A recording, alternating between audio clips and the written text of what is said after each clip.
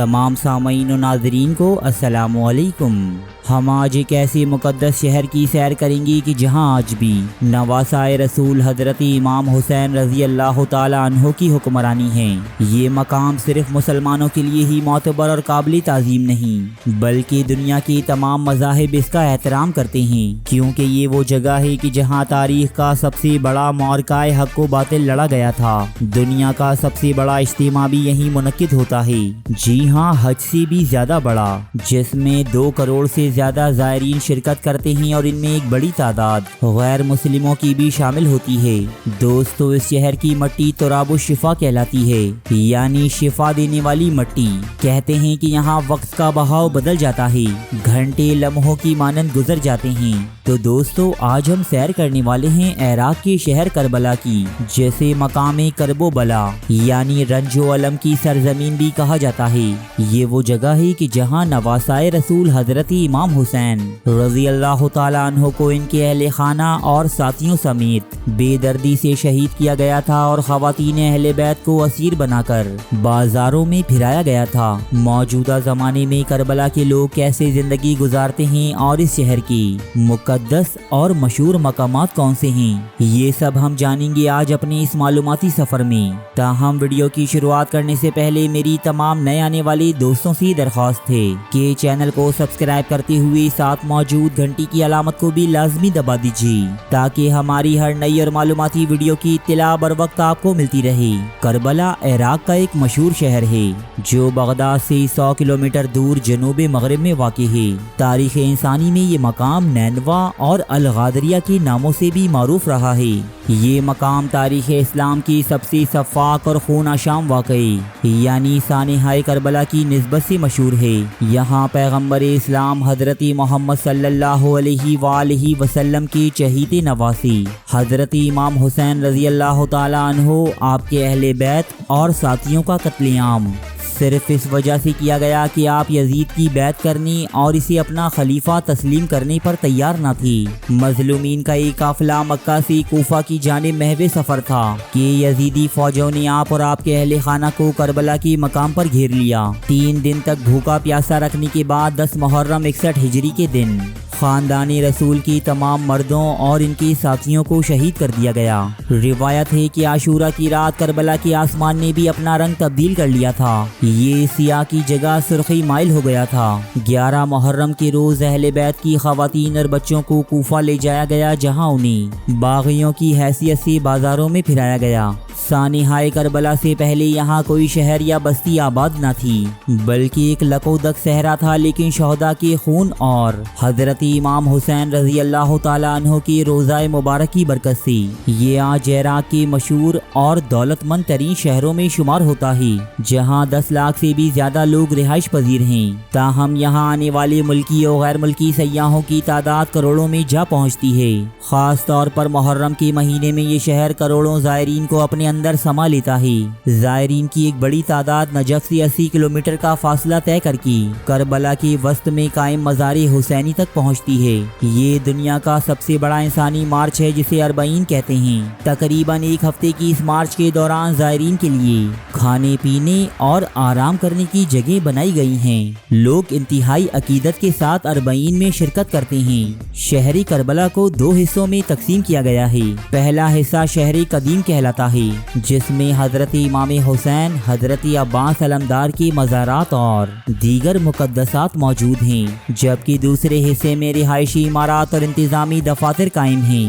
حضرت امام حسین کا روضہ مبارک شہر قدیم کے عین وسط میں واقع ہے۔ یہی وہ جگہ ہے کہ جہاں حضرت امام حسین کو شہید کیا گیا تھا۔ نہ جانے کیا بات ہے اس مقام پر کہ روضہ مبارک میں داخل ہوتے ہی انسان کی آنکھوں سے آنسو جاری ہو جاتے ہیں، دل درد سے معمور ہو جاتا ہے اور سانحۂ کربلا کی یادیں ذہن کو اپنی گرفت میں لے لیتی ہیں۔ یہ وہی امام علی مقام ہے کہ جو نبی آخر الزماں حضرت محمد صلی اللہ علیہ وآلہ وسلم کی گودوں میں پلے، جنہوں نے اپنا بچپن جنت کے اس ٹکڑے پر گزارا کہ جسے ریاض الجنہ کہتے ہیں۔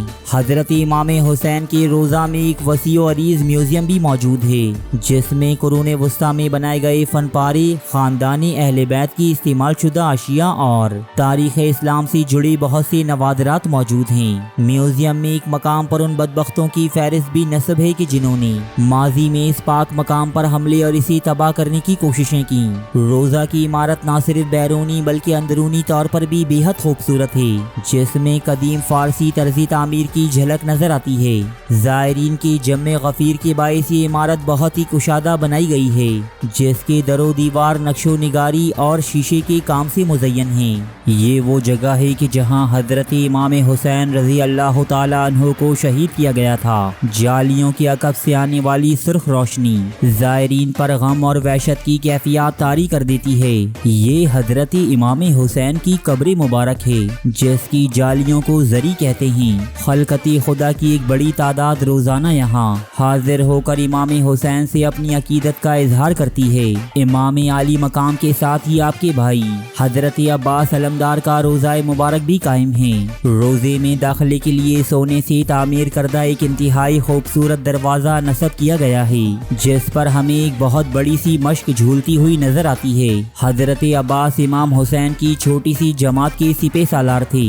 جب اہل بیت کے معصوم بچے پیاس سے بے تاب و بے قرار ہوئے تو آپ ان کے لیے پانی لینے نہر کی جانب روانہ ہوئے، لیکن یزیدی لشکر نے راستے میں ہی آپ رضی اللہ تعالیٰ عنہ کو شہید کر دیا۔ پانی سے خالی یہ مشک آج بھی آپ کی پریشانی اور اضطراب کو ظاہر کرتی ہے۔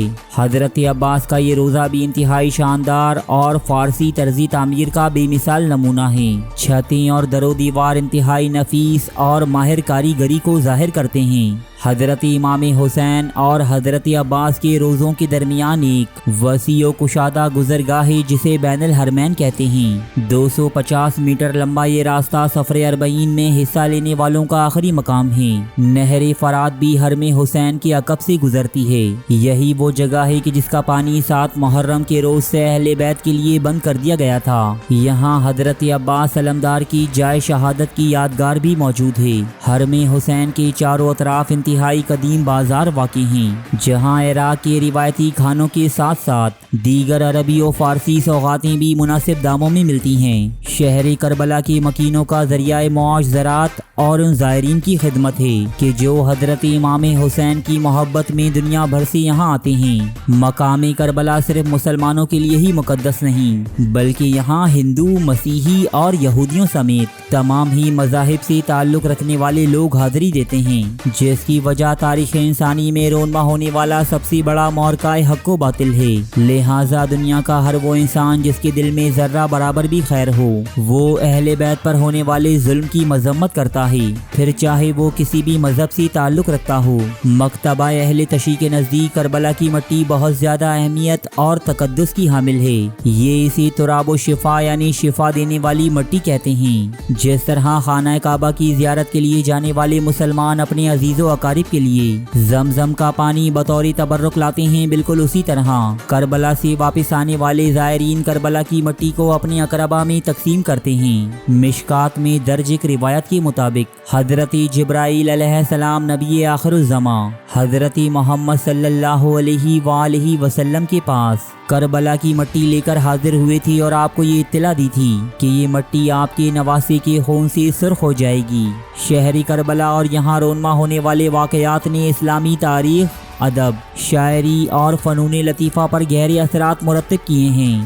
سانحۂ کربلا کی یاد میں انگنت نوحے، مرثیے اور دیگر ادبی اصناف تخلیق کی گئیں۔ کربلا آج ایک ترقی یافتہ شہر ہے جو نہ صرف مذہبی اہمیت رکھتا ہے بلکہ تجارت اور تعلیم کے لحاظ سے بھی اہم ہے۔ تاریخی ورثے کے ساتھ ساتھ یہ شہر جدید ترین سہولیات سے بھی آراستہ ہے۔ سڑکیں انتہائی کشادہ اور صاف ستھری ہیں۔ کربلا میں اس بات کو یقینی بنایا گیا ہے کہ زائرین کو کسی بھی تکلیف یا پریشانی کا سامنا نہ کرنا پڑے۔ شہر کربلا عراق کی معیشت کی ترقی اور فروغ میں اہم کردار ادا کرتا ہے۔ صحرائی علاقہ ہونے کے باعث یہاں شدید گرمی پڑتی ہے، بارشیں شاذ و نادر ہی ہوتی ہیں۔ شہر کربلا کی عمارات زیادہ بلند و بالا نہیں، لیکن جدید طرز تعمیر کا نمونہ ہیں۔ سڑکیں طرح طرح کے عرب کھانوں اور ڈیزرٹ کی خوشبوؤں سے مہکتی رہتی ہیں۔ کھانوں میں حمص، مندی، بھیڑ اور دمبے کا گوشت، کباب اور آئس کریم یہاں بہت شوق سے کھائی جاتی ہیں۔ محرم کے دنوں میں بے انتہا لنگر ہوتا ہے، ہر جانب لذیذ اور مہنگے کھانے مفت میں تقسیم کیے جاتے ہیں۔ یہ تقسیم انتہائی باادب اور نفیس ہوتی ہے، جس میں نہ تو لینے والے کی عزت نفس مجروح ہوتی ہے اور نہ ہی رزق کا ضیاع ہوتا ہے۔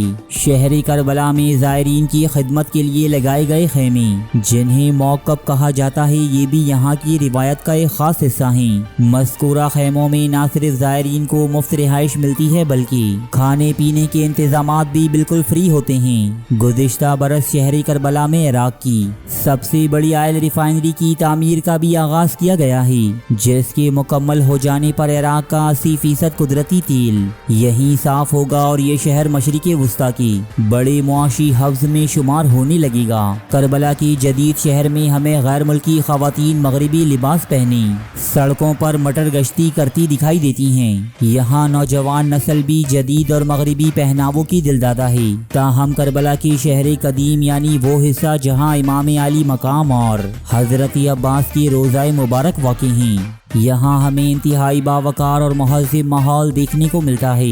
تو دوستو، یہ تھی شہر غم، مقام کرب و بلا اور غریبوں کی بستی شہر کربلا کی داستان۔